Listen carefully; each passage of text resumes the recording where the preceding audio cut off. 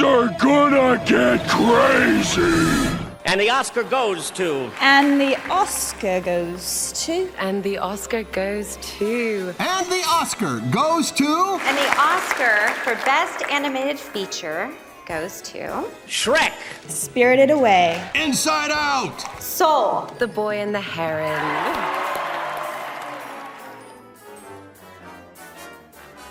Welcome everyone to a very special episode of AniMat's Crazy Cartoon Cast. For this isn't just any ordinary episode where we are going to be looking into some of the animation news that has happened in the past week. Oh, no. What we are going to be doing instead is that we are going to look into one special night. Yes, the biggest night in movies specifically, with the Academy Awards. Since the night before that I am recording this, the Academy has put up their big ceremony of the 96 Oscars.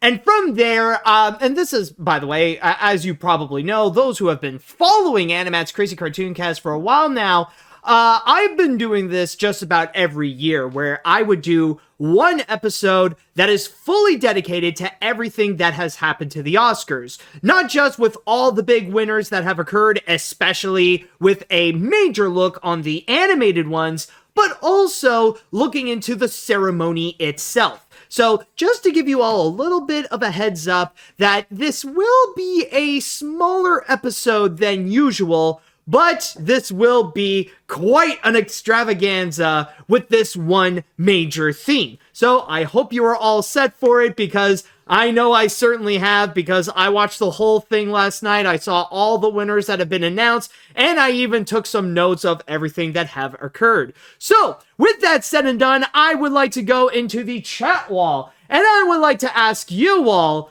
are you ready for today's episode of AniMat's Crazy Cartoon Cast? Or specifically, are you ready for the Oscar Spectacular? Let me hear it, folks. Are you ready?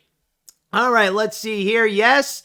All right, I do see people are prepared. That's wonderful to see. And so, with that said and done, it is now time that we shall go and get things started. And just like the Oscars, we might as well go into the order of who won in terms of the animation. So I'm going to go and, of course, begin by taking a look into the big animation winners.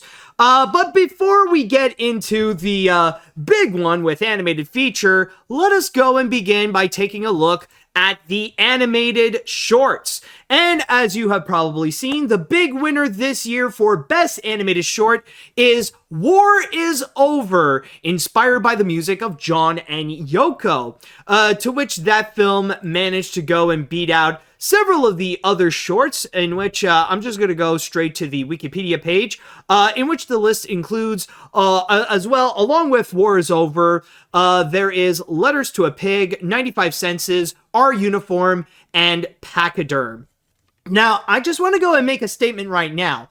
I have actually seen all of the best animated shorts, and this is actually a big shout out, by the way, to Rachel of Rachel's Reviews. In fact, me and Rachel recently, we actually did a video pretty much doing a full-on review of all the animated shorts and all the animated features that were nominated. So I just want to give a huge shout out and a big thanks for Rachel for giving me that screener that gave me a chance to actually see all of the animated shorts. And if you haven't seen that video in which we talked about all the nominees, I highly recommend you go and do so. But if you have not, don't worry. I will do a bit of a quick summary of my opinions on the animated shorts here. And I'm just going to go and state right now that, honestly, when it comes to the whole list, not just with the winner with War Is Over, but with everything else, honestly, this was a little bit disappointing. This was not a great list of animated shorts that have received a nomination. Not that they're terrible or anything, but it's just that I noticed that there is a little bit of a pattern where it feels like with the shorts, they value a bit more of style over substance. that it really is a lot more in terms of what they would go and do with the animation style, how experimental or how wild that they would go in terms of what they would do with the visuals and stuff like that. And while I will give it to them, they are all very impressive, but most of them don't really have that much to say, or in terms of the writing, or in terms of the story, or in terms of the message that they want to tell, it is honestly extremely lacking, or some of them get a little bit too artsy to the point where sometimes, like, what they want to try to pursue with the visuals get too much out of the way in contrast to what they want to say with the message. And there are a couple of examples that I could go and bring up. Like, our uniform, for example, that one I will say the animation is actually very intriguing because it's a little bit of a combination of like hand-drawn and stop motion, where it's the animation is like happening on the clothes that while the person would go and tell her story.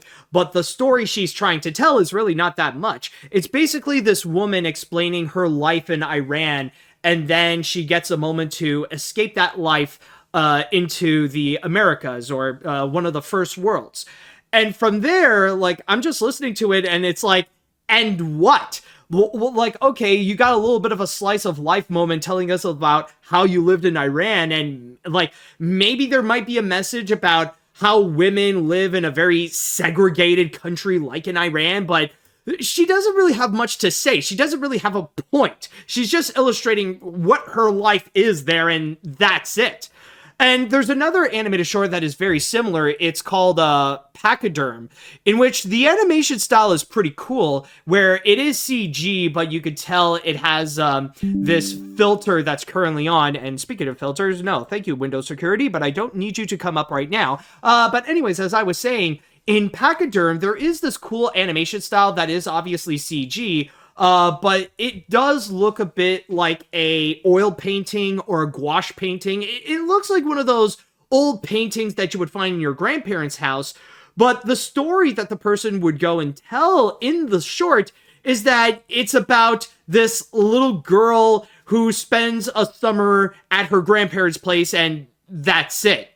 So at that point, it makes me wonder, all right, but again, what is your point? What are you trying to say with all this? Really, you just don't necessarily get a whole lot out of it. And that is why I would just go and immediately say that, honestly, and this is just a question that I want to get out of the way, because maybe some might be wondering, in terms of the best animated shorts, did Once Upon a Studio get snubbed? And in my opinion, yes, it absolutely did, because I honestly feel like I get more value out of Once Upon a Studio, more so than many of these shorts there. Honestly, I feel like I could have easily swapped either Our Uniform and Pachyderm with Once Upon a Studio. It should have at least gotten a nomination for its recognition, because not only do you get like a lot of great technical achievement with the blend of live action, hand-drawn animation with a variety of different styles, and CG animation, but you also do get more value and more substance with the way that it honors the 100th anniversary of Disney animation. So yeah, that, like, honestly, from for the best animated shorts, there is that extra layer of disappointment that they didn't nominate one that honestly should have gotten a nomination.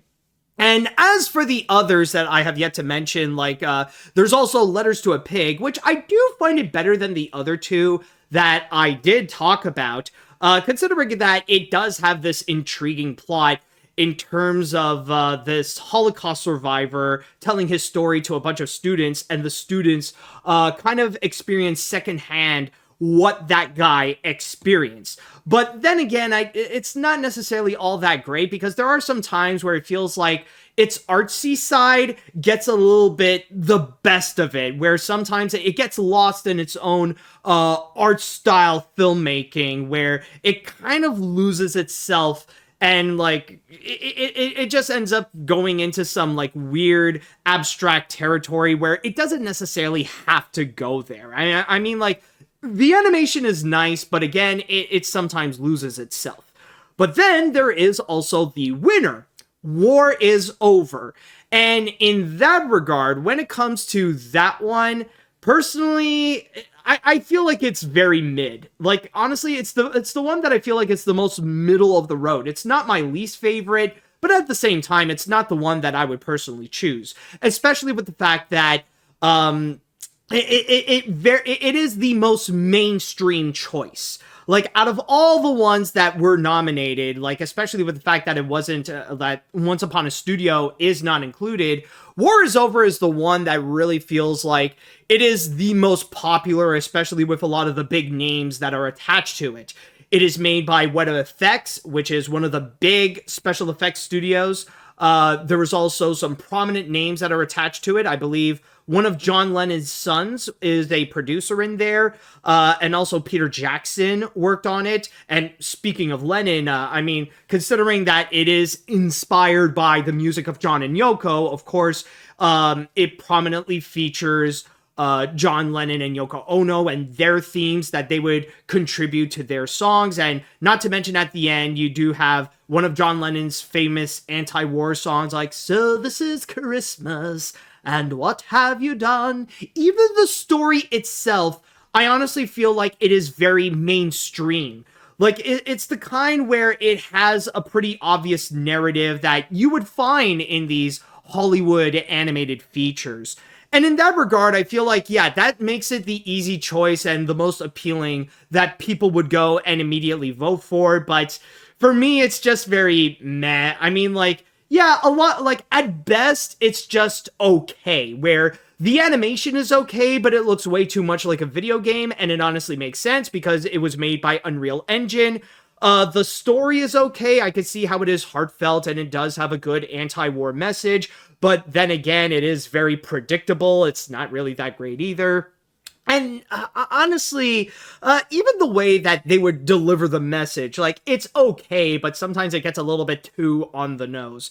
So yeah, not necessarily my best pick there. But if I would go and vote, who would I go and choose to win for Best Animated Short? Well, for that one, I would personally say that my favorite out of all of them has to be 95 Senses. In my opinion, that is the only one in that entire list that I felt like it is actually great. Because with 95 Senses, not only do you get a great variety of animation styles, not only is it also very experimental, but you do see like several different animators who would work on it and contribute to their own style, kind of like a reanimated video in a sense, but also it does have great substance. There is actually a great story that is attached to it, and not to mention great storytelling as well, where it's about this old man who would go and tell you about the five senses, but the more he continues telling about the five senses, the more that you learn about his story, and the more tragic it becomes. Like, you learn about who he is, what he has done, and what he's about to get into. And I'm not gonna spoil it, but it really is the kind that's like, oh. Like, it is pretty dark. It is a heavy one, but it is a fantastic one. So that is one that I would say is a massive snub, in my opinion. I feel like 95 Senses should have won. But then again, I knew War is Over was going to win. It was the obvious choice because of, like, the big names that are technically attached to it. So, I mean, like, c'est la vie, I guess. But yeah, honestly, that is just my entire opinion on this year's category for Best Animated Short and all the winners. So even though, well, it's not necessarily my pick, I just want to say congratulations to the team of War is Over, as well as congratulations to Dave Mullins and Brad Booker for the win. All right, so with that said, I would now like to go and pass on to the chat wall.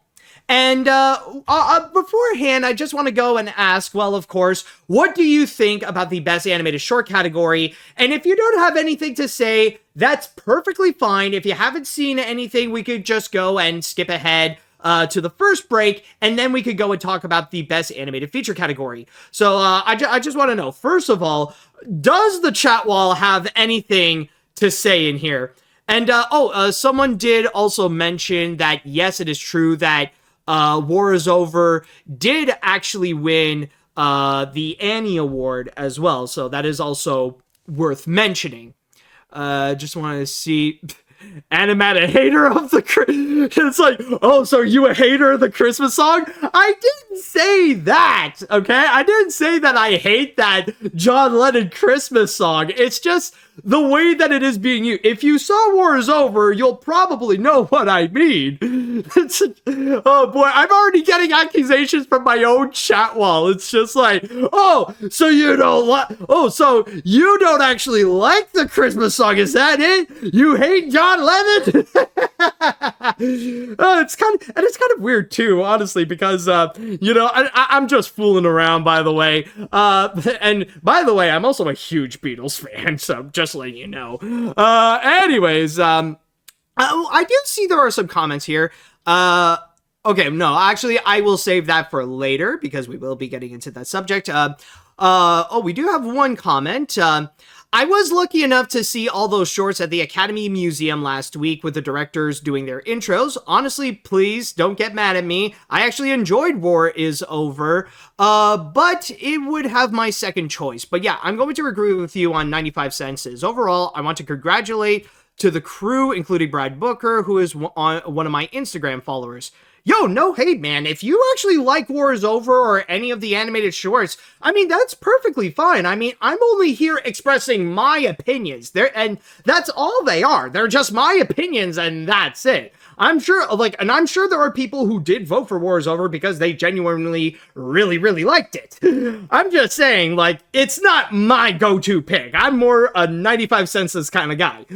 Okay. Any other ones? Let's see. No. Okay, so I don't think we have any other comments so far. So I think from there we will go and go on to do we have a wait? I just want to see I just saw a comment. Let's see. I might as well go and quickly read it. Honestly, these are not my choices for the win. My choice of short is not even categorized, not even nominated. Okay, I've yet to see all the shorts, so I won't be quick to judge, but hearing all the choices, none of them seem to catch my interest. I would love maybe some acknowledgement for Once Upon a Studio.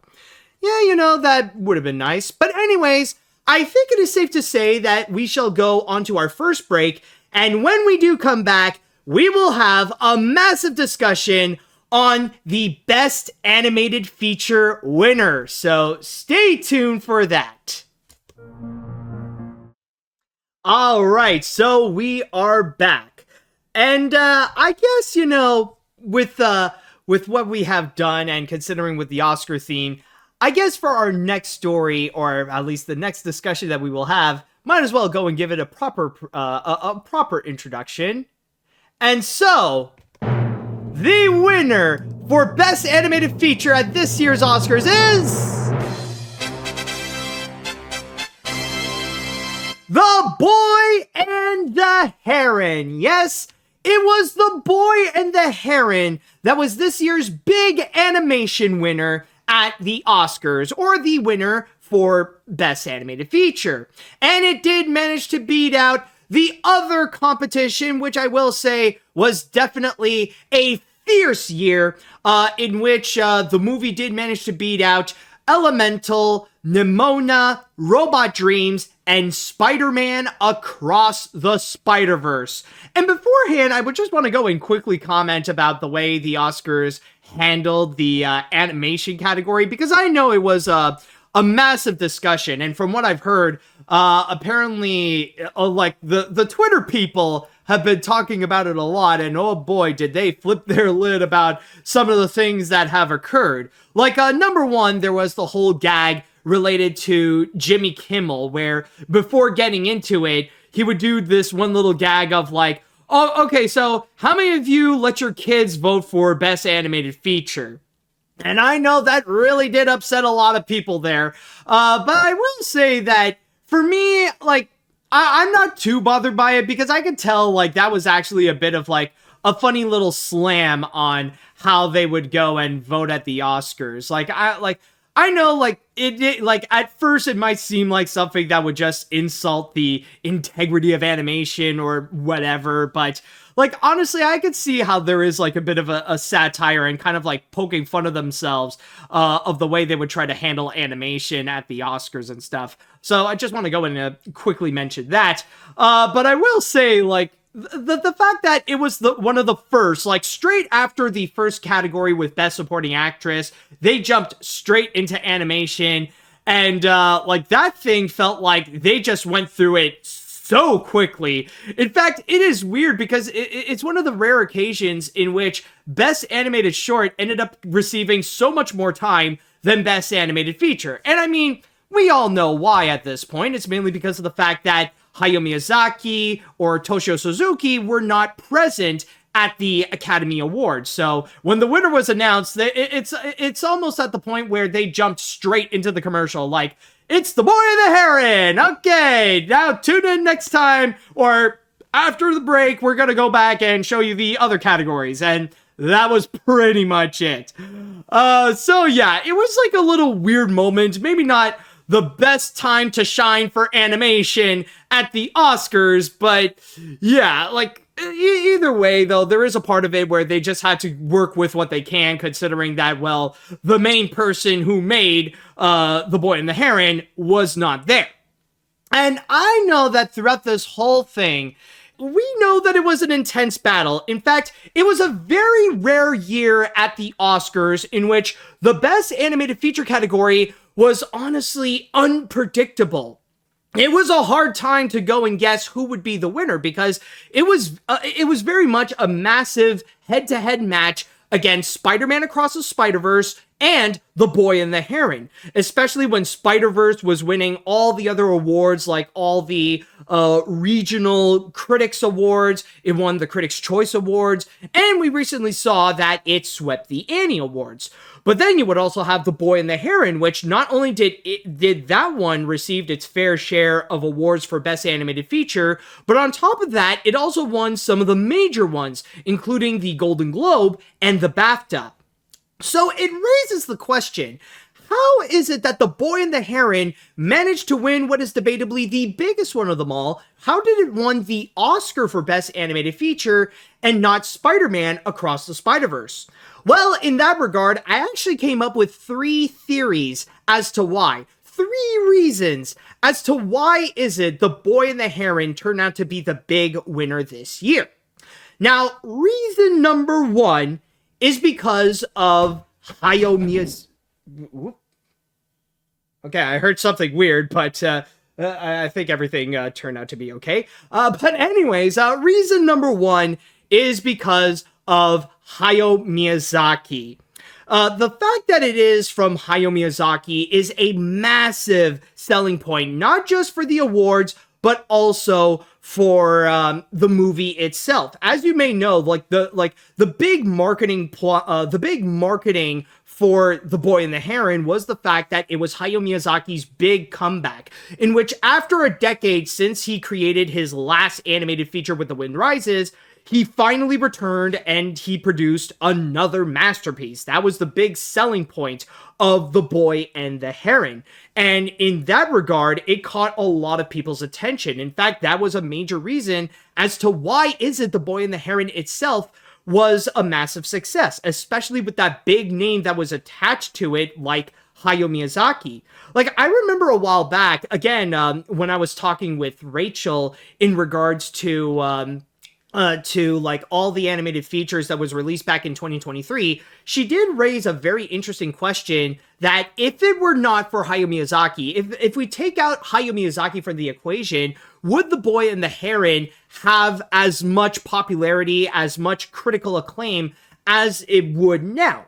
And honestly, it is a very interesting choice because it's hard to really separate the factor of Hayao Miyazaki from this feature, especially when it presents itself as a very personal movie, that it is a semi-autobiographical feature in which Hayao Miyazaki kind of tells his life story, but through his fantastical filmmaking style. And not to mention also that Hayao Miyazaki right now is very old. Like, he is well into his 80s. And in that regard, a lot of people might be curious in terms of how long does Hayao Miyazaki have to live? So in that sense, they're pretty much like, the Academy is just doing like a just in case kind of thing that, you know, it's not every day that we're going to have Hayao Miyazaki make a movie nowadays. So you might as well go and give him the awards as soon as you can, especially with The Boy and the Heron. Like, unfortunately, you never know if this may actually be his last feature. Like, I know he is working on one right now, but it's still going to be a bit of a mystery if he's going to live long enough to actually go and finish his next movie. It's kind of like a similar reason as to why John Williams received a nomination for his work on Indiana Jones and the Dial of Destiny. I mean, the dude is already like, like 91 or 92 years old, so he won't have that much time to live, so might as well also give him some recognition.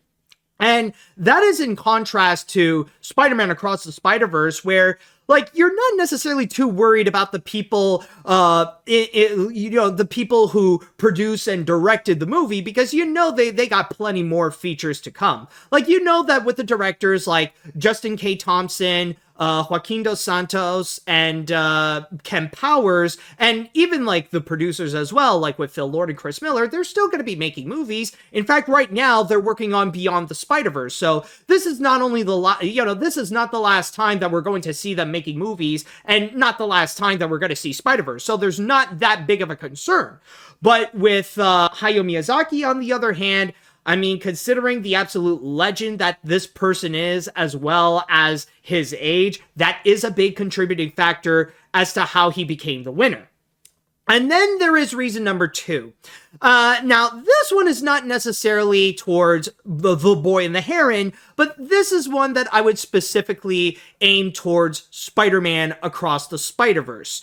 And the big thing with number 2 is that Spider-Man Across the Spider-Verse is a sequel. Now, I know it sounds strange, but when you look at the past history of the Oscars, especially with the Best Animated Feature category, it does make a lot of sense. Because with the exception of the 2 Toy Story sequels, Toy Story 3 and Toy Story 4, the Oscars never give a sequel the win for Best Animated Feature.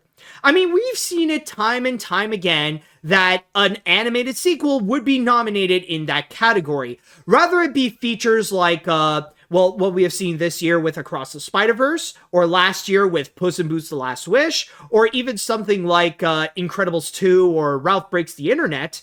Like, they would get nominated, but they would never go and win. Because usually with sequels, they would go and do the same thing that we have already seen before in the previous installment, or that at least most of it is kind of the same thing. And this might be like a controversial thing to say, but the same would go and apply to Spider-Man Across the Spider-Verse. I mean, keep in mind, I love that movie. I do agree it's one of the best movies released in 2023, but a good chunk of it is elements that they have already done in the previous feature with Into the Spider-Verse. And considering that the Academy has already given an Oscar for Into the Spider-Verse, it would be a little bit like they're just kind of repeating themselves if they would go and suddenly give it to Across the Spider-Verse. So in that regard, that already kind of made it lost points. Not to mention that the Academy might not be big of a fan of Spider-Verse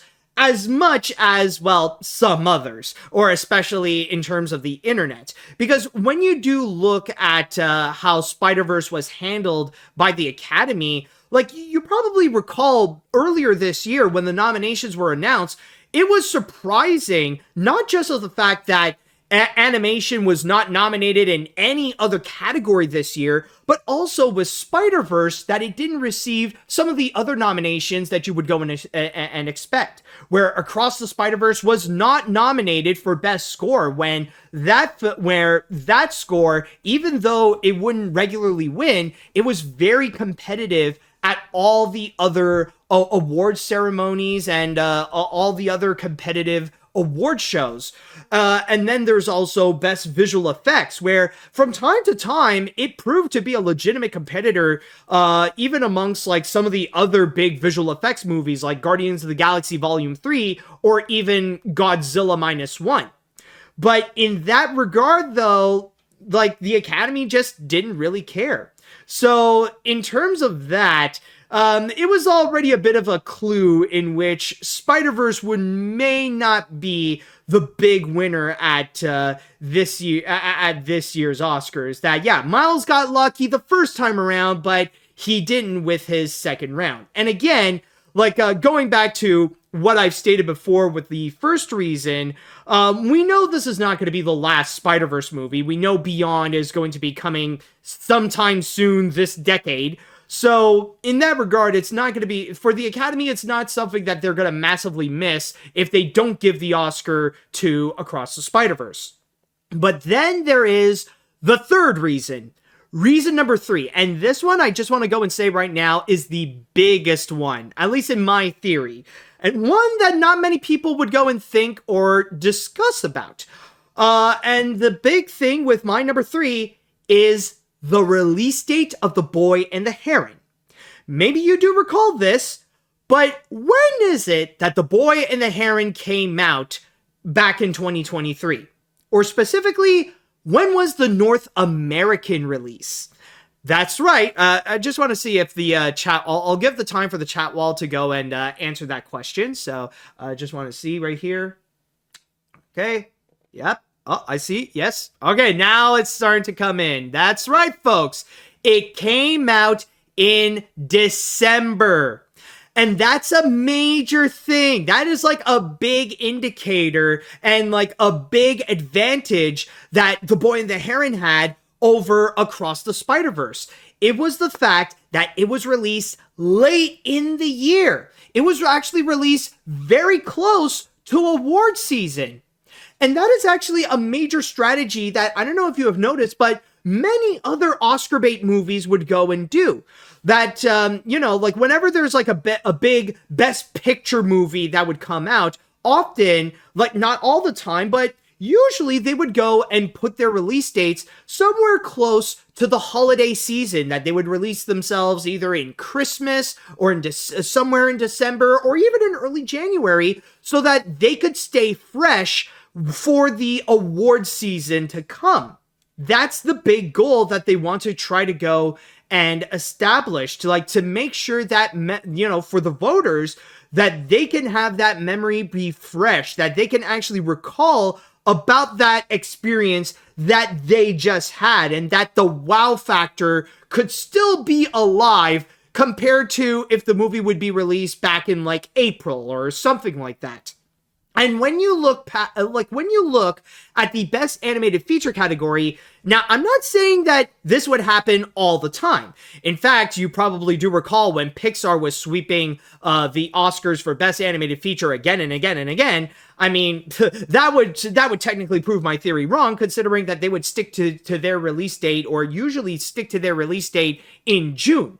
But in recent years, most of the animated features, or at least in terms of like I said, the winners in recent years, most of them, they were released at the end of the year. Case in point, The Boy and the Heron, that was released in December. Then you got last year with Guillermo del Toro's Pinocchio, in which that was released on Netflix in December. And then before that, you got Disney's Encanto, in which that was released in November, or at least theatrically it was released in November, but then it was released on Disney Plus in December, and that's when the popularity really boomed from there. So it technically still does count. And then, before that, you got Soul, which that was released on Christmas.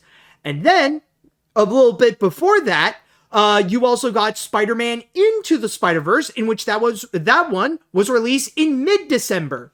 And then even before that, you got Coco, in which that was actually released in November during American Thanksgiving. And you see where I'm going with this? It's the fact that they were all released sometime at the end of the year and close to award season so that the memory could be fresh, so that audiences and that the voters, they can actually remember what they went through with that feature so that they could go and actually vote. I will even say right now, Spider-Man Across the Spider-Verse would have probably gotten a much stronger chance if that were released around the same time as what the first movie did. Like, if Across the Spider-Verse were to be released in mid-December, then it would have been a little bit more likely that it would have won some of the big awards, such as the Golden Globes, the BAFTA, and the Oscars, because the memory and the wow factor of what they have, of what people have just experienced would still be fresh. It would still feel like it would be brand new. But the fact that they released it in early June, honestly, was kind of a bit of a disadvantage. Now, I could totally be wrong with all of my theories, but this is my opinion into why I think The Boy and the Heron had that big win, how it managed to get that massive advantage over Spider-Man Across the Spider-Verse. It is regarding the fact that it is from Hayao Miyazaki, an old legend. It is a completely original feature. It is not a sequel or a follow-up or anything. And in North America, it was released at the end of the year, very close to award season. So that is honestly my opinion and my thoughts on the whole situation with The Boy and the Heron winning it. And honestly, and speaking of my opinion, am I happy that The Boy and the Heron won? Honestly, yeah. Like I've stated before, I am very happy of all the nominations. I honestly think it is such a great list, and I honestly would not have gone and changed a thing. And I feel like I would actually be happy with whoever would actually go and win, even if it would be something like Elemental or Robot Dreams. Now, would The Boy and the Heron be my personal pick? Honestly, no. I was honestly, like, if I were to go and choose who would win Best Animated Feature, I would have easily gone with Nimona. Even pick Nimona before Spider-Man Across the Spider-Verse. But still, even though that didn't happen, I still think The Boy and the Heron is a fantastic feature. And yes, it definitely earned the Oscar on that one.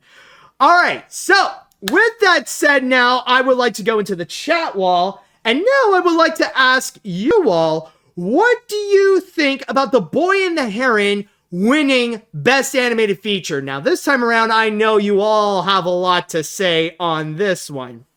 So, if you have any thoughts about it, was that your pick for Best Animated Feature? Let me know what you think. In fact, I'm going to go and do a poll on Twitch also to go and ask you, just to go and make that interesting as well. Just want to go and write, do you think The Boy and the Heron deserved the win? So I'll just go and write down yes, and then I'll write down no, and then we could go and create the poll. So let's see where we got. And in the meantime, let me go and see what the chat wall has to say. All right, so let's see what we got here. A hand-drawn animated movie won Best Animated Feature after a stop-motion movie won Best Animated Feature. Let's hope this is a sign that the tide is finally turning against CGI. While I was hoping Elemental would win, The Boy and the Heron arguably deserved the award more so... Sorry, I think I lost a little bit of my track. The Boy and the Heron arguably deserved the award more. Plus, I'm glad Across the Spider-Verse lost after Into the Spider-Verse stole the Oscar from Incredibles 2. That and The Boy and the Heron wasn't made with the animation equivalent of a sweatshop labor. Yeah, that is true. I mean, that's also like a massive win right there. You know, the fact that, like, because of the whole controversy related to Across the Spider-Verse, and especially with Phil Lord and Chris Miller, at least, you know, it's like a safe bet to know, like, well, you know, like, it feels like a little bit of karma that the way that they have treated animators, that they just don't deserve, like the fact that they completely disrespect the animators and in a way completely disrespect animation itself. Lord and Miller do not deserve the Oscar. In fact, I would even put in a hot take. Wish deserves to win the awards more so than Lord and Miller. Maybe not over Across the Spider-Verse, but definitely over Lord and Miller. So let's see. While I prefer both Spider-Verse and Nimona, The Boy and the Heron more than deserves its win. It's a beautiful movie with a great cast and one of the most inventive scripts of the year. I do find it a little jarring that Miyazaki didn't show up, but still this win is a major W. As for my yearly next year on the Oscars prediction, maybe Inside Out 2, unless the Academy wants to be a bunch of maniacs and give it to Megamind versus the Doom Syndicate. Oh my, yeah, oh god, yeah. Just to say, you know what, screw you. Here you go, Megamind. This is to make things up for not giving it to, this is to make things up for being overshadowed by Gru and the minions. Alright, let's see what we got here. Although I will say Spider-Verse had my vote, I'm not at all upset. But I'm not at all upset that The Boy and the Heron took home the win. Not only is it the first win for Studio Ghibli since Spirited Away, but also the first hand-drawn animated film since, could be wrong on that, please come at me. For me, Spider-Verse was gold, Nimona was silver, The Boy and the Heron was bronze. Still haven't seen it yet, but now I should. Oh, absolutely. Like, if you haven't seen The Boy and the Heron, you absolutely should do so. It is a fantastic feature. And also, just want to give you all a heads up that apparently, according to the votes on Twitch, you all have said that 82% of you who did vote, that apparently, yes, The Boy and the Heron did deserve to have the win. All right, so let's see, what else do we have here? And also, just to go and mention, if you want to be corrected, no, you are actually right. This is the second time now that not only an anime won an Oscar, but this is the second time that a hand-drawn movie won for Best Animated Feature, with the first being Spirited Away. Let's see what we have here. A massive congratulations to Miyazaki himself and his producer, Toshio Suzuki. From out of retirement to no promotion in Japan to Oscar winner. I think this film did had a long journey. Now currently Pete Docter and Hayao Miyazaki are both tied up for the most award wins in modern animation. Yes, I did count Miyazaki's honorary Oscar. Ah, that explains it. As usual with him, he didn't show up to pick up his Oscar, and I respect that a lot. But I did hear his statement about his win. It's on YouTube somewhere. Honestly, I don't know about Hayao Miyazaki himself. I know Toshio Suzuki actually did put out a statement in regards to the win, but honestly, I would have to go and check if Hayao Miyazaki said something. Alright, let's see, what else do we have here? While I am definitely absolutely happy that The Boy and the Heron won Best Animated Feature, it really was disappointing that Hayao Miyazaki wasn't there to accept. However, with all due respect to the people involved with Spider-Verse, as much as I love this movie, a part of me is glad that it didn't win because of Phil Lord and Chris Miller do not deserve to be awarded for the way they abused their animators. Definitely. I've already said my piece on that, so at least we got that covered. Let's see. Oh dear, we don't have a lot of time left. I just looked at my time and like, holy crap, okay. Anyways, congratulations to Hayao Miyazaki and the team at Studio Ghibli for winning Best Animated Feature again after Spirited Away. After more than 2 decades, we finally saw an anime film, or 2D animated film, getting Oscars this year. Hayao Miyazaki sure had a hard time drawing stuff on paper for The Boy and the Heron. Despite being so old, he's going to work on another animated film, and we are not sure if we're going to see him retire anytime soon. Oh, he ain't retiring. I think it's safe to say it ain't happening. Like, honestly, he's going to be drawing, he's going to keep on drawing until he passed away, and even at that, his ghost is still going to be directing animated features. All right, I think I'll read one more comment, and then we're going to go on to, or 2 more comments, and then we will go on to our next break. Let's see now. Congrats to Studio Ghibli and Miyazaki for this major win. Even if I haven't seen the movie yet, and I would have preferred Spider-Verse to win, it's still great to see an animated film that is not for the US to get this recognition, which rarely happens. Either way, I wouldn't mind if either The Boy and the Heron or Spider-Verse won the Oscar. If this will be Miyazaki's last movie that he make, then it's good to know that he went out with a bang. Good luck to next year's competitors. All right. As previously stated, my preferred short film was not even nominated, and I have not seen any of the others, so I didn't have anything to say about them. As for the choice of movie, okay, I'm not judging who won.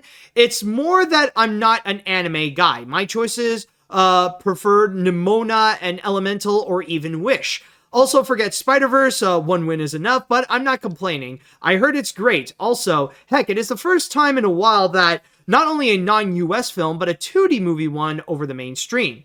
That is definitely true. And I did hear about, like, the whole commotion that there are, of course, you would usually get those, you know, those raging animation fanboys who would say Spider-Verse won, and even, the voice of Miles Morales himself, Shamik Moore, said that Spider-Verse was robbed. But then he did get some backlash, and he did actually apologize for his behavior, so at least, like, that situation was taken care of.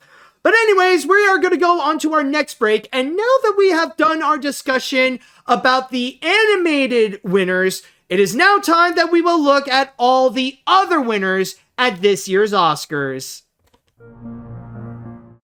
Alright, we are back. So now that we have discussed about all the animated winners, or specifically two of them with War is Over and The Boy and the Heron, let us now go into the rest with all the other winners. Oh, excuse me, folks. With all the other winners at this year's Oscars. And as you have probably seen, the big winner at this year's Academy Awards in general is none other than Oppenheimer, in which that movie actually received a total of 7 Academy Awards. And these ones, going into the catalog over here on Wikipedia, it was the winner for Best Film Editing, Best Cinematography, then there was Best Original Score. This is then followed by Best Supporting Actor for Robert Downey Jr., Best Actor for Cillian Murphy, Best Director for Christopher Nolan, and of course, Best Picture. And I think it is safe to say that, yeah, this was actually to be expected. Now, I know that technically Oppenheimer would be one of the exceptions that would prove that my theory that I've talked about before with releasing your movies at the end of the year, like, may not necessarily be true, considering that Oppenheimer was released right in the middle of the summer. Like, of course, with Barbie, and you got that whole Barbenheimer trend going on. But I will say that in terms of all the awards that it won, personally, I wholeheartedly agree. I mean, Oppenheimer, just like with Across the Spider-Verse, The Boy and the Heron, Nimona, and several other features, like, Oppenheimer definitely is one of the best movies from last year, and it is definitely masterfully crafted, and not to mention that it is finally the moment in which Christopher Nolan is now recognized not only as a Best Director winner, but also he is a man who directed a Best Picture movie with Oppenheimer. And I would say the ones that I definitely agree with, not only as Best Director, because I mean, Christopher Nolan nowadays is like one of the most prominent directors in Hollywood. It's like one of the biggest names that's like a massive, admirable auteur, right next to people like Quentin Tarantino, Francis Ford Coppola, Guillermo del Toro, and many, many more. And also like with Steven Spielberg and Martin Scorsese, just to give you some other examples. So of course I agree with Best Directing, but also another one I definitely agree with is Best Cinematography. Like, this is the thing with Oppenheimer is that it is a very intense movie, and I feel like a big part of it is because of the cinematography. That, and also with the sound as well, which that didn't win because that winner went into the zone of interest. But with the cinematography, like, I think it did a fantastic job to show like what's going on in the mind of Oppenheimer as he was creating this bomb, and just like the sheer intensity, not just with creating this bomb that could, like, if things go wrong, then it could legitimately destroy the Earth. Like nowadays, it has become a little bit of a meme where he would say that the chances are not zero.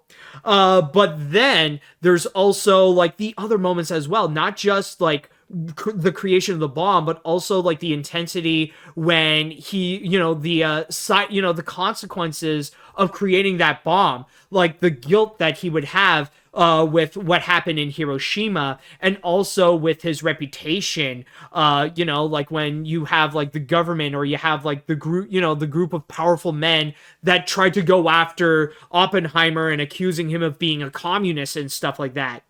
It was a beautiful moment, and like there's a lot of moments that are just amazingly shot. So honestly, with the cinematography, yeah, like it definitely deserved it. Along, like, and I would even add like the score as well, added on into it. And then of course, like, you got Cillian Murphy's beautiful performance as Oppenheimer himself. I mean, this movie would not be what it is today if it were not for his performance. Honestly, a well-earned Oscar, a beautiful performance right there. But honestly, the one I am really happy about, the one that I feel like deserved it the most in Oppenheimer, is Robert Downey Jr.'s performance as Louis Strauss. Honestly, that is like what he did in Oppenheimer. I was just amazed. I really do believe that it is his best moment of his career, or at least the best performance that he has given so far. And I mean, there's a lot of great performances that he has done, throughout his lifetime, like especially with Iron Man. And I mean, I'm sure many people, and even some of you out there, have your personal favorite Iron Man moments because of Robert Downey Jr.'s performance. But what he did in Oppenheimer, though, oh my God, not only does it show the amount of talent that this guy has, but it also shows that he is capable of much more than you could ever expect. So I feel like that is among all the actors category, that is the one that I am honestly really happy with. Yes, Robert Downey Jr. definitely deserved that one. So honestly, I am so glad with that. But on top of Oppenheimer getting all those wins, there was also another one that got several Oscars, and this is the one that for me felt pretty unexpected, was actually Poor Things. Now, it is true that Poor Things also got a whole bunch of nominations, 11 in fact, but it did end up winning much more than even I would expect, including winning Best Costume Design, Best Production Design, as well as Best Makeup and Hairstyling, and of course, you got Best Actress with Emma Stone's performance as Bella Baxter. Now, this one I gotta say, like, when you do look at Poor Things, it is a little bit more of an art house type movie and a little bit more surrealistic. And in that regard, when you do look at many of the shots and many of the scenes that they would do in that feature, that's when you realize, okay, I think I get where you're going with it, because of like the very unconventional approach that they would go and take to go and present this story. You know, like a lot of these, like I was honestly expecting maybe Barbie would go and win it. But no, like with Poor Things, like they would go and do like what Barbie has done, but they would go and take it to a different level and take it into like some strange and more complex territories than what Barbie would do. Not to go and slam what Barbie did. Honestly, it definitely deserved its nominations, and the work that is done there is absolutely incredible. But with Poor Things, on the other hand, yeah, stylistically, it is a gorgeous feature. But then there is the controversial win that occurred, specifically with Emma Stone winning Best Actress. Because alongside Best Animated Feature, that was one of the most unpredictable categories that was going on, is regards to Best Actress. It was really a head-to-head battle between Emma Stone and Lily Gladstone for her performance in Killers of the Flower Moon. And a lot of people were expecting that maybe Lily Gladstone would actually go and win it, especially with the fact that it would be like a very historical moment that a Native American would actually go and win a Best Actress category, or at least like among one of the Best Actor categories. Like, it would have been like a massive, and again, a massive historical deal, but unfortunately it did not happen, and it just went to Emma Stone.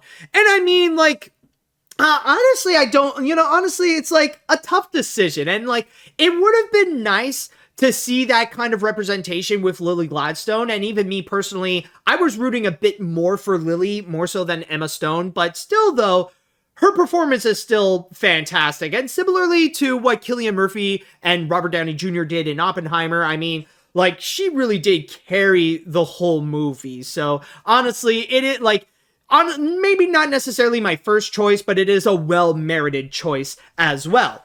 And then, of course, you also have another multi-Oscar winner, one that only won 2, in which it is The Zone of Interest, in which that won for Best International Feature, as well for Best Sound. So, yeah, with that one, I gotta say, like, as much as it is a pretty scary movie, I believe that's the one where they would have... if I do recall, just want to go and quickly check on The Zone of Interest. That's the one. Yeah, okay, that is definitely the one that I was thinking of, because it's basically the life of this, the life of a person or this family in which they lived right next to Auschwitz. So yeah, the subject matter, it is definitely terrifying, but honestly, like, it is expected that especially it would win Best International Feature, since that is the only one that's also nominated for Best Picture. So that is definitely worth a mention. But as for the other winners, like, just to name a few that were highlights as well, like for Best Documentary Feature, honestly, I wish I could have done a little bit more research as to what it is, because when you learn about like what the subject matter of some of these are, and then you go into 20 Days and Mariupol, for that one, I gotta say, it's like, oh, Mariupol is about Ukraine during the war in Russia, or during the war against Russia, or that Russia caused and stuff like that. You guys get what I mean. But in terms of that, it's like, oh, it's about Ukraine. Ah, yeah, that is definitely the winner right there. But then, of course, you got one that I gotta say is, like, debatably one of the most predictable of them all, is Best Original Song for What Was I Made For?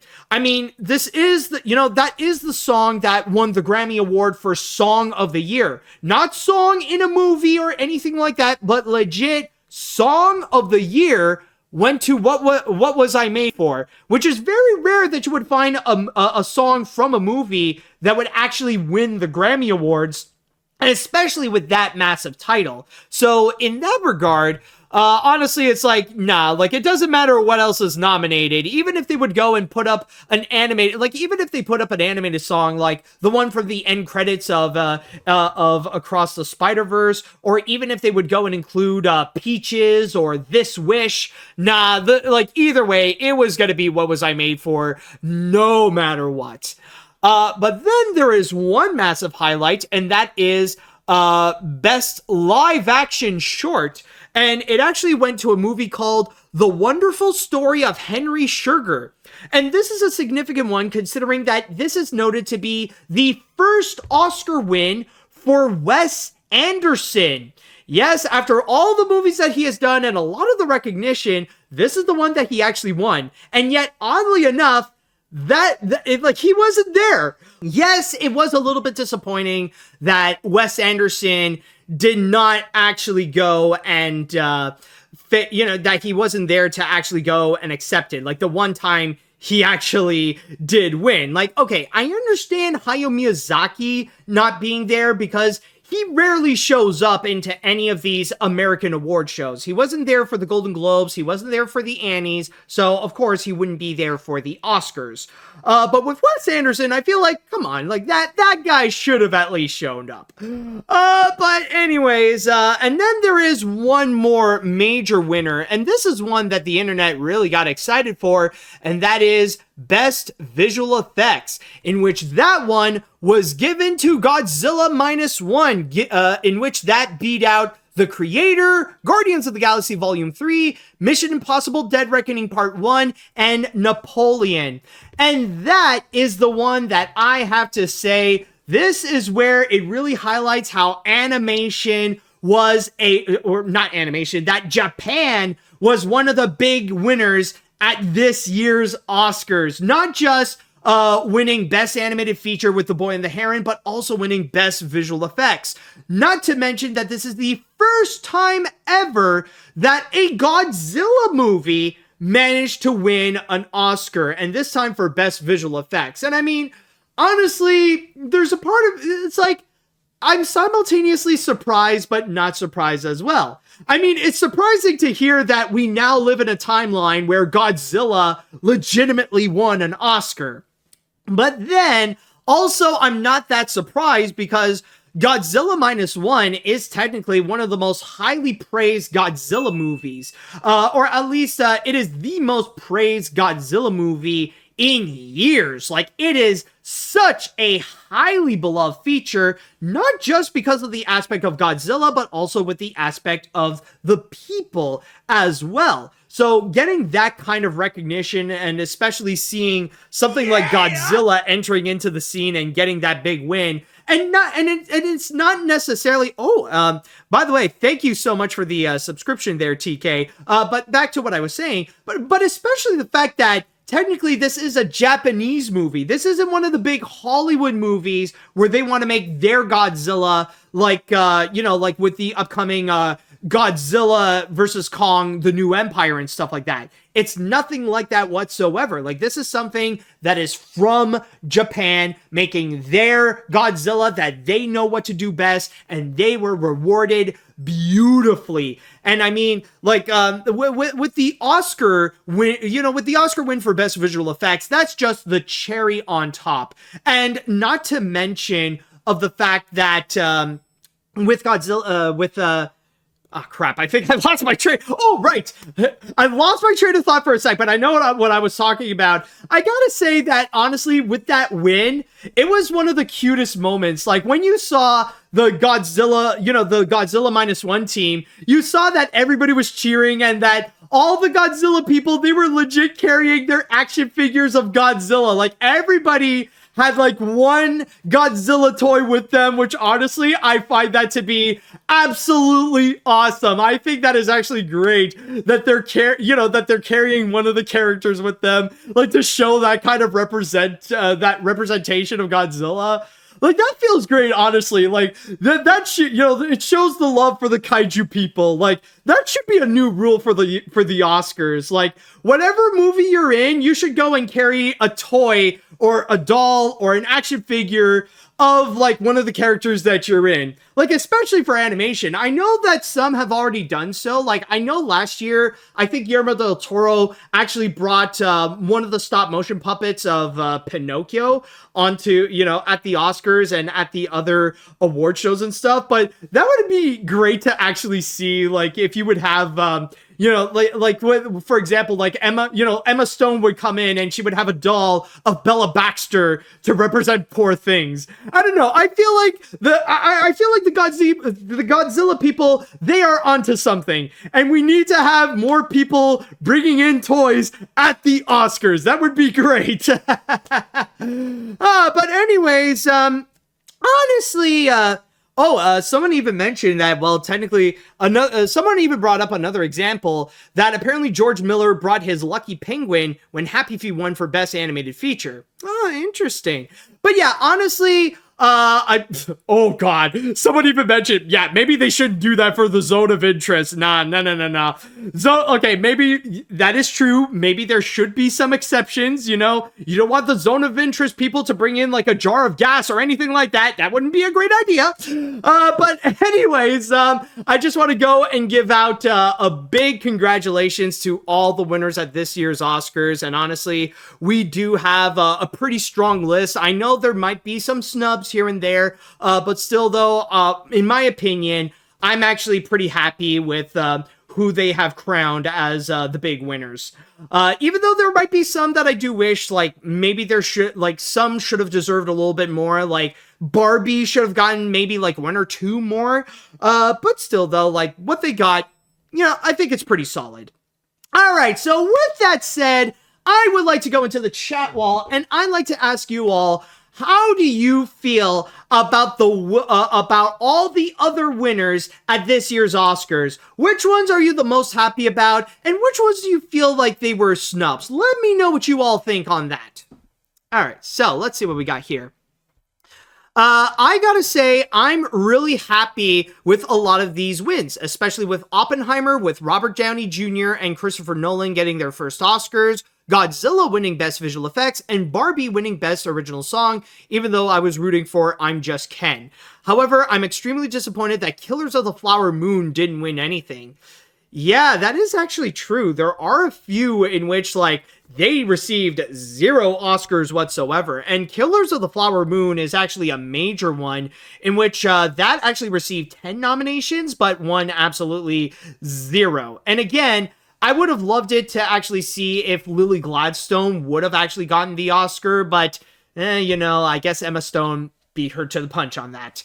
Let's see.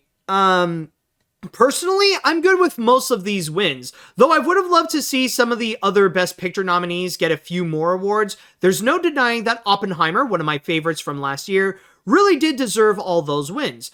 Most of the other wins are also very well deserved, especially Zone of Interest winning for Best Sound, American Fiction winning for Best Adapted Screenplay, and Poor Things winning quite a few.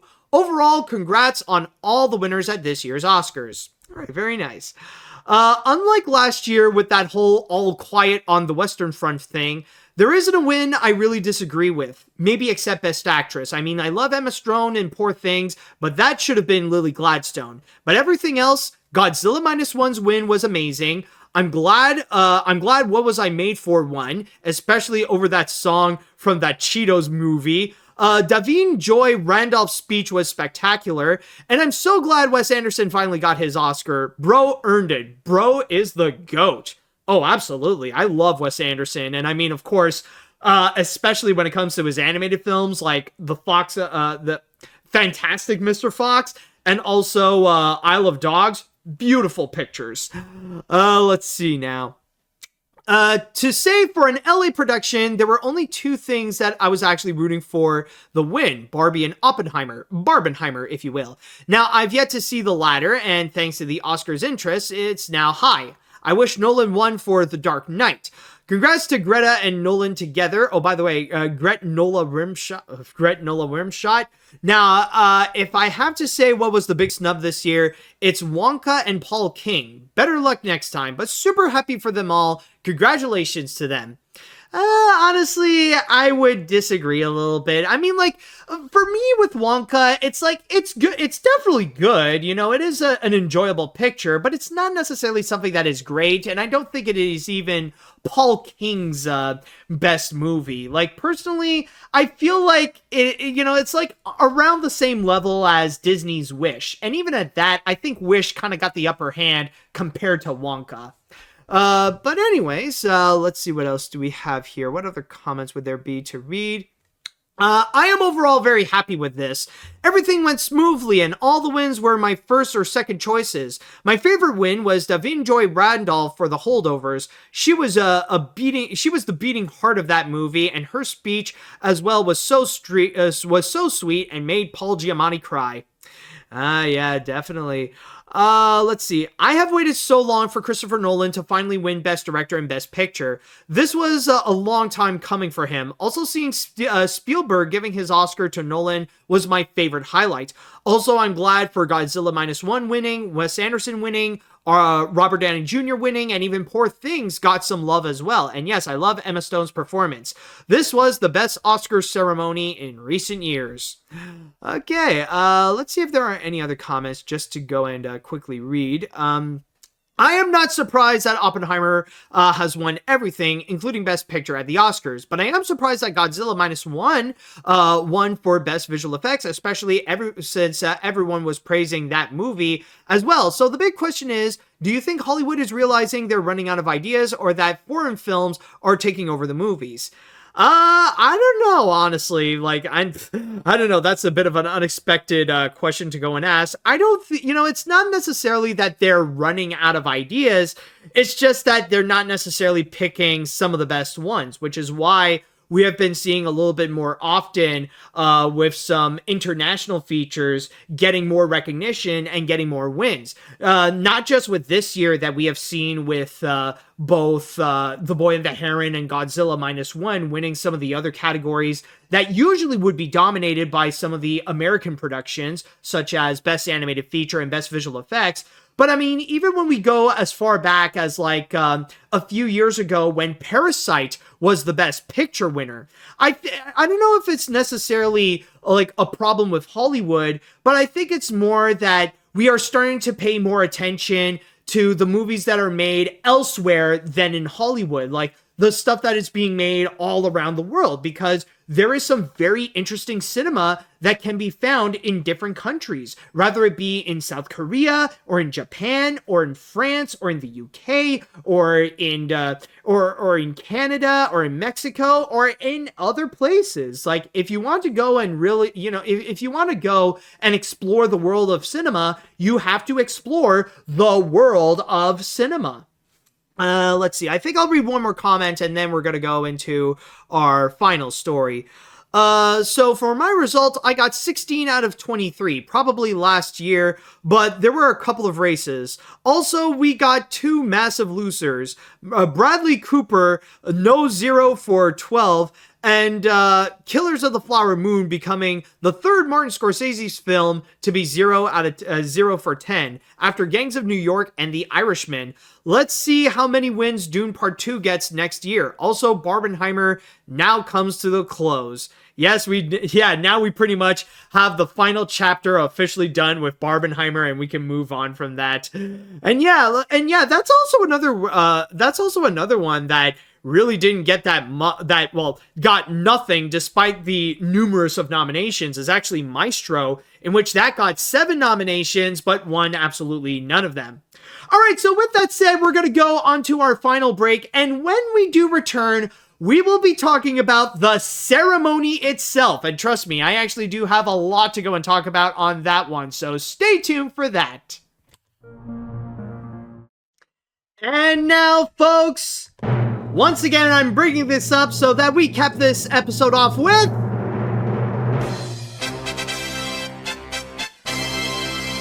the grand finale! And for this grand finale, we have talked about all the winners. We've talked about Best Animated Short, Best Animated Feature, and of course, all the other winners at this year's Oscars. But the one thing to do left is to go and talk about what actually happened last night. Not just in terms of who won, but also the ceremony itself. Now, I just want to go and start off by stating that usually when it comes to the Oscar ceremonies, whenever they go and put on their big show, admittedly, I never really have much of a massive anticipation for them. It's not necessarily something that I'm mostly excited to go and see. In fact, I don't think there are many people out there who would go and watch the Oscars for the show itself.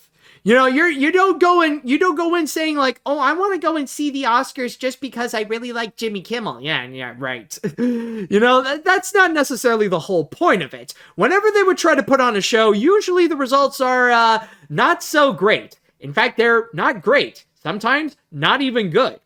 And we have seen in recent years, sometimes there's always a moment that it could be like pretty disastrous.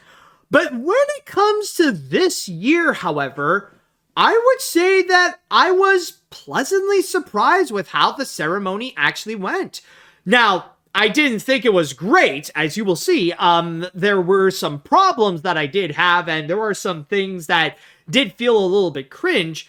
But I would say for the most part, this was honestly a pretty decent show. I would say, you know, it actually turned out to be a lot of fun. It actually turned out to be pretty good, and there were some moments that, for me personally, I actually enjoyed, and I even shared a few good laughs there. And one thing that I will say that I was actually surprised that I find myself enjoying a little bit is actually with Jimmy Kimmel. Now, admittedly, with Jimmy Kimmel, like, I didn't really thought, like he would be, that he would often be that great of an Oscars host. Even from the previous years that he would do it, like honestly, at best it would just be eh. Like he really did define like a host that would be mid at best. Like not often funny, and often it's just like, like when he would be there, he would never be the real highlight of the show.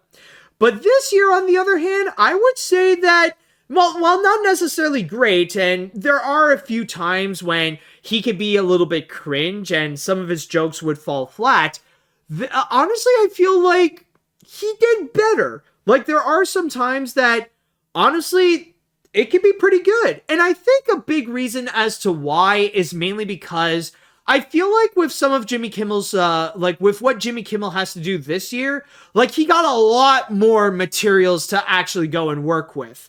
Like, especially, not just with, not just, like, with this year's nominees, and especially with Barbenheimer and all that kind of stuff, and especially with who got nominated, but also with the strike that's been going on, with all the recent events that would occur. And one thing I gotta say, like, probably my personal favorite highlight is the slam on Donald Trump, in which he would read, a text about, like, a Donald Trump review about Jimmy Kimmel and stuff like that, and he would go and, like, shut him down, like a complete slam, by saying that, well, Trump, isn't it past your jail time? Like, honestly, that was savage, but honestly, it was well earned. And honestly, one thing I was really surprised, it was actually just today that I have learned that apparently that message that Donald Trump would put out, that's actually real. That was actually something that he legit wrote on Truth Social, and then Jimmy Kimmel would go and, like, interrupt the show to go and actually slam him live on stage. So honestly, I thought that was a great moment, and I gotta give credit to Jimmy that he actually did that pretty well. So overall, I would say with Jimmy Kimmel's hosting job this year, it was just okay, but I feel like it is definitely better than the previous years that he has done before.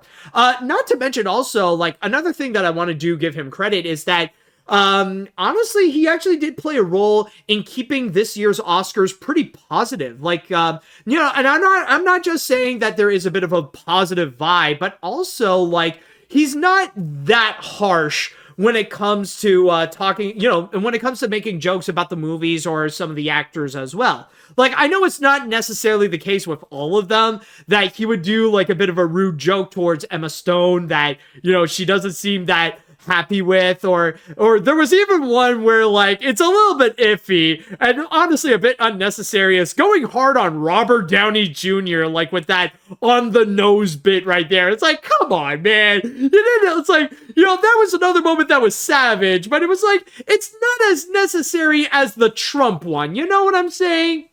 So from there, yeah, but even though he would have those moments, for the most part, he would keep it light, and he would also keep it very positive, especially when talking about the strikes that occurred last year, and even giving, giving a moment to celebrate the crew, like, especially the crew who would work at the Oscars, and, have a moment where they would appear on stage and people would give them a standing ovation. So honestly, he did help keep the Oscars positive, which was honestly a nice moment there. But then there are also the presenters, and that I honestly feel like there is a little bit of a mixed bag, and I even saw in the chat wall in which they would go, and there are some moments that were great, but also at the same times, there are also some bad ones. And I do feel like there are moments where I personally felt like they could be kind of annoying. Like, honestly, I was not a fan of the moments with Octavia Spencer and Melissa McCarthy. That kind of got into some cringe territory. And then there was also John Mulaney, which I feel like his bit, when he kept going on and on and on about the Field of Dreams, that I felt like it went much longer than it honestly should. But then at the same time, there were some other presenters that I personally thought that they were actually great, and they were some nice highlights. One great example is with Arnold Schwarzenegger and Danny DeVito. Like, that one I actually find to be very funny. Like we all know why they were there. It's like a cute little reunion of one of their previous movies with twins. But no, like, they turned it around and made it about Batman and talked about, like, how Danny was the Penguin and how Arnold Schwarzenegger was Mr. Freeze and Batman and Robin. But then there was a little moment where they were pointing out Michael Keaton's was like, yo, screw Batman. And, well, there he is right there. And points at Michael Keaton and it was like, you threw me out the window. You're going to pay for that, Batman. And then you just see Michael Keaton. He's just standing there. He's just calm. And then he's just like, with his fingers, he's like, come at me, bro. Like, it was very, that was honestly very cute and a lot of fun. So honestly, that one right there, I thought it was great. But then there was also another one that I also thought was really good, was Ryan Gosling and Emily Blunt, because obviously there has to be a moment where they do acknowledge the Barbenheimer trend. And they were and the way they presented that was like a little bit of that of a rivalry between the two, and you see like Ryan Gosling and Emily, they were talking about like, oh, we're not enemies, we're nice to each other, we like to support each other, they were being friendly, but then suddenly the rivalry starts to emerge, and that they were fighting against each other like siblings would. That was honestly a very nice moment right there. That was honestly fun, and honestly, it was the Barbenheimer moment that it was surprising, but it made it feel like it was worth it. That was actually pretty good right there. But then it's also worth mentioning that straight afterwards, it was actually a moment where they just wanted to take the time to go and pay homage to stunt performers. That they wanted to, that they had a quick little moment where they want to go and highlight and celebrate stunt choreographers and stunt performers. Which honestly, it's like, okay, that's nice that you do so, but is that all that you're gonna do? Like, a part of me kind of felt a little bit confused, because I know that one of the biggest demands from people on the internet, they say that if there is a new category that the Academy should go and add, is for best stunt choreography or best stunt performance, to go and give highlight to those people there. And honestly, I feel like it's just something that they're trying to make things up for not having that category. And it honestly just felt weird, because they did state that in I don't know if it's either the next year or in the year after that, but they did say that they are going to go and have a new best casting category. So honestly, like, again, it's cool that they would go and acknowledge the stunt performers, but it's weird that I thought it would lead to like an announcement that they're going to add that new category, but no, it's just to say, hey, thank you, stunt performers, you're great. All right, next thing, it was just that. But then there's another one that I know that a lot of people on the chat wall, they've been saying quite a lot. They've been talking about it. There's been mixed reactions. The John Cena presentation. So there was a moment where they wanted to go and acknowledge that it was the 50th anniversary in which at the Oscars, a streaker came out of nowhere. And they wanted to do like a weird homage out of it. And they had John Cena try to be the streaker, in which he said, no, I don't want to go and do it. Now, in real life, he didn't actually go and do so. But, like he was wearing like a little bit of like something to go and cover like his actual parts. But I know there's a lot of people like they absolutely hate it, but in my opinion, honestly, I actually did like it, and it's mainly because of John Cena's performance. Honestly, I felt like he actually did great, trying to be very reluctant about it. It's like, I don't want to do it. And then he comes in with his envelope, like just covering his front part where you mostly see that he's naked. Like, honestly, I felt like it was cute. Like, I feel like with, like, maybe not necessarily with Jimmy Kimmel's contribution, but especially with how John Cena handled it. Like, honestly, it did make it a little bit funny. Like, I will admit, I get it if, like, it's not for everyone. Some people have cringed, and if you cringed on that, you didn't like it, that's honestly pretty fine. That's honestly fine. But I feel like with what John Cena did in there, for me, I felt like it was actually pretty funny. And honestly, it highlights like some of the comedic talents of John Cena. Like, I know we all talk about him as a wrestler and stuff like that, but as a comedic actor, like, he's actually really good. And I think, as weird as it sounds, like, I think this might be a good example of his performance. I feel like this is almost like the same thing as what we have seen in Barbie, where he suddenly made a cameo as this merman. I feel, honestly, it's like unexpected, but it was honestly pretty fun as well. But then I just need to go and mention that if there is one moment, one presenter that has to be the weirdest one of them all, it has to be Al Pacino right at the end, delivering what is possibly the most awkward announcement for Best Picture. I even have it right over here, in which there's like no lead up, there's no anticipation. He just went straight forward into it. I actually have the clip right over here, or at least something that I could go and find. So let's just go and have a quick look on that. 10 wonderful films were nominated, but only one will take the award for Best Picture. Mm-hmm. And I have to go to the envelope for that. All right, let's see. I will. Here it comes. All right. And my eyes see Oppenheimer. Yes. Oh, okay. Yes. Oh, okay. Okay, so I guess Oppenheimer won. I guess, okay. It was so weird because, like, I don't know what it is. Like, no, like, as you have seen, he doesn't go into the list of, like, here are the nominees for Best Picture. He just jumps straight into the envelope, and he's just, like, opening. It's like, all right, I'm opening up. Oh, my eyes see Oppenheimer. And I guess, like, the orchestra got so confused. They were like, well, what the frick? Wait, what's going on? What is he trying to do? Oh, no, wait, no, he announced it. Okay, let's play the music.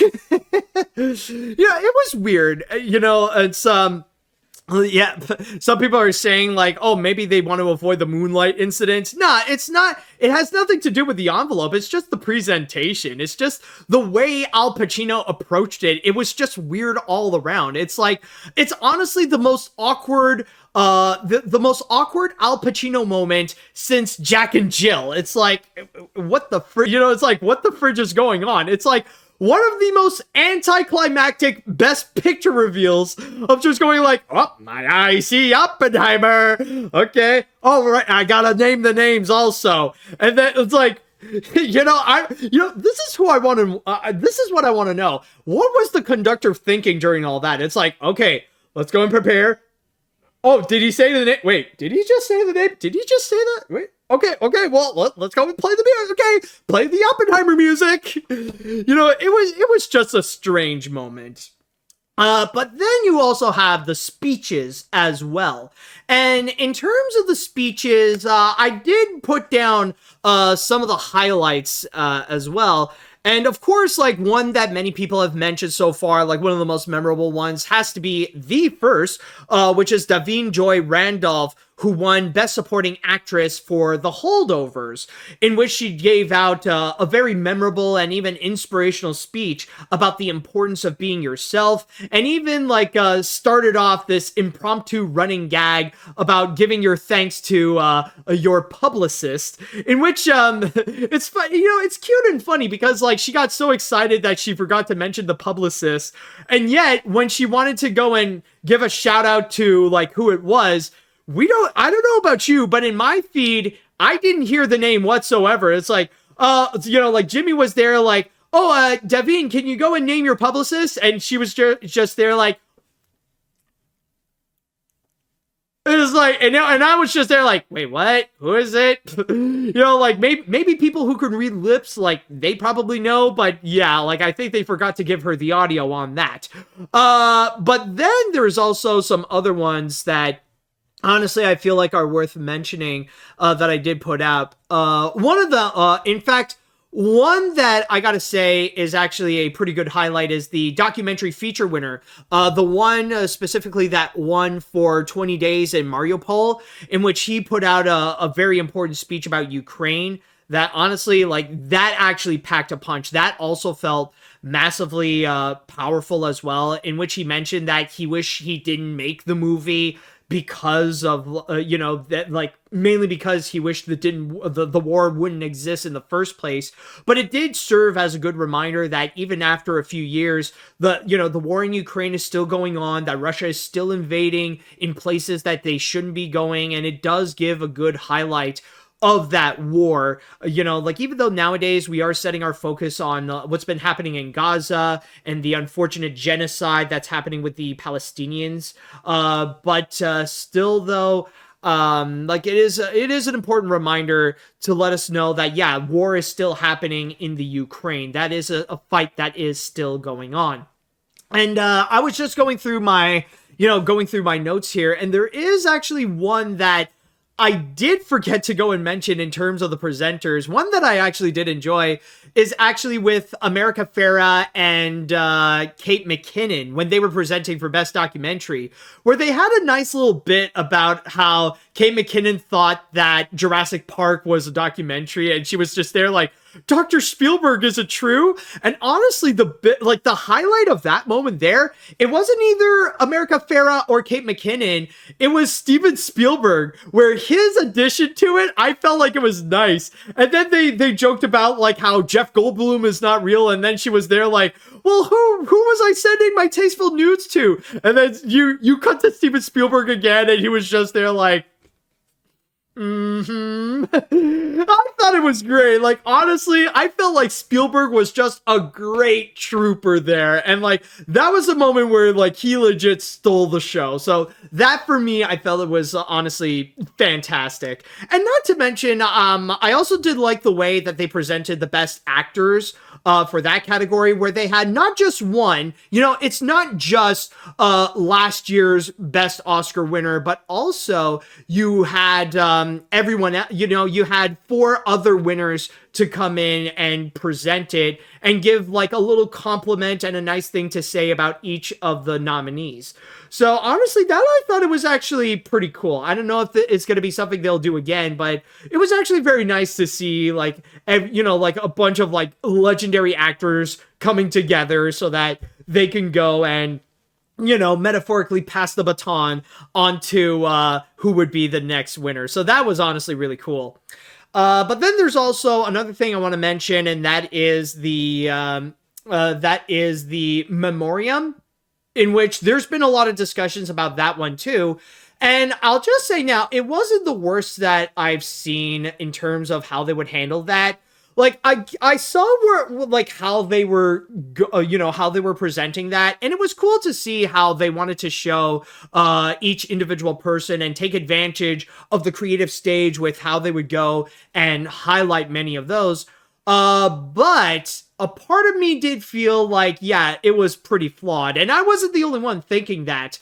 Not only was the pacing probably a little bit too fast, but I personally felt like it was, they were focusing way too much on putting on a show. Like, honestly, it was like they were going extra with it to the point that it was very unnecessary, with all like the interpretive dancers, the giant orchestra, and even the singers really going all out with it. Like, okay, I get it. Like, you can have like a small orchestra playing some nice music. You can have someone out there singing like, it's time to say goodbye. Like, that's fine, but like, try, like when you want to go and add like a whole bunch of dancers, when you have like 2 singers belting out the music, when you have the orchestra trying to go big with it, it feels like it's taking the attention away from who should actually have the attention, and that is the moment to remember the people who have passed away in the previous year. So yeah, in terms of that, it definitely is one of the weaker points of the Oscars. But then there is the show stealer, who I have to say is the ones that have definitely made the biggest highlight and the greatest moments at the Oscars has to be the musical moments. What they did here, honestly, it is great. Not just with the performers themselves, but also the set design and the way, again, that they creatively use the stage in order to really emphasize, to really highlight the song itself. Like, honestly, the way they started off with the first song, with what was I Made For, with Billie Eilish and Phineas, I felt like, that was honestly really cool, especially when they revealed the orchestra that was at the top of the circle, and you see the stage that's rotating and really highlighting the circle that is, the big circle that is on the stage.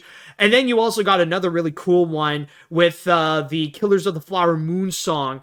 I think I did write a note on that, and that was the song was Haze? I don't know, I might have said that completely wrong. It is the native song in Killers of the Flower Moon, and the way they presented that is like a fully authentic Native American song. Like, it's just a group of people banging on the drums, and like you got like the women on the back like singing their chorus, and you have some dancers as well. I find it very interesting that they really just have a massive moment to go and highlight indigenous culture. So that was honestly pretty cool. But then what I consider to be like the biggest moment at this year's Oscars, I'm Just Ken. Like, oh my god, that whole performance of I'm Just Ken with Ryan Gosling and all the dancers, fantastic. That was just an amazing moment. It was a lot of fun. Like, honestly, like, it was on par with what we have seen in the Barbie movie. Just like make a big fun spectacle, just go all out, go crazy with the performance, with the choreography. It's just, it was just an absolute blast. And again, probably the best moment at this year's Oscars. So I would say overall, this was honestly a surprisingly decent Oscar ceremony. Like, I'm not gonna say that it is a great one, and I would even debate it would be debatable to say that if it is good. But honestly, I feel like it is much better than the low standards that they would go and usually have. Like, the Jimmy Kimmel was surprisingly okay as the host. There were some funny moments that were included. The musical numbers, they were a smash hit. And some of the presenters were also pretty funny as well. And then, of course, you got like some memorable speeches that were included. So overall, I gotta say, definitely a good time. Surprisingly good Oscars. So better than a lot of the previous years that we have had. So I'm just gonna go into a break right now to go and reset the timer so that we won't get interrupted by the ads and stuff like that. So I'm gonna go into a break, and when we do come back, I would love to know your thoughts about this year's Oscars. Okay, so now that we have time to think, I would love to know your thoughts about what happened during the ceremony. Did you guys like the ceremony? Did you think that it was good? Did you have some moments that you didn't like? I would love to know your thoughts. So let's see what we got here. Let's see now. I personally thought that this Oscar ceremony was just okay. I thought Jimmy Kimmel wasn't that bad of a host. There were some solid speeches and some great performances. Seriously, the I'm Just Ken performance was fantastic. However, there were definitely some cringe moments. Seriously, I didn't need to see that naked John Cena. See, yeah, that's what I thought. Like, I know a lot of people are not going to be happy with that John Cena bit. It's going to be pretty mixed. Even though, like, I'm a fan of it, I get if it's not your thing. Let's see now. First up, well done on having the ceremony being an hour earlier at 7 and ending exactly at 10:30. I'm Just Ken is the highlight here, and that performance, Emma Stone broke her dress, and the acting presentation was well past. Only thing I would replace John Cena with Matt Damon to present costume to continue his rivalry with Kimmel. Speaking of which, speaking of Damon, the dog from Anatomy of the Fall pees on Damon's star. Ah, yeah. because like with Jimmy Kimmel, you like, it seems to be a tradition. You always gotta have like one moment where you have to make fun of Matt Damon. Anyways, well, when it came to the show this year, it felt kind of dull. There were only 2 or 3 bits I highly enjoyed. Jimmy Kimmel did Jimmy Kimmel did a pretty solid host than he did last time, and the bit of slang to trump 2 words, or burn. The twin reunion, Revenge at Batman, was, as said, you got a lot of nerve showing up here with, when Arnold said, you got a lot of nerve showing up here, and Danny DeVito was like, you're a real beat breaker. Bust you at the governor's ball. I hard laugh. And do I even have to say anything about the musical numbers? Everybody sang along, man. We even lifted lights for it.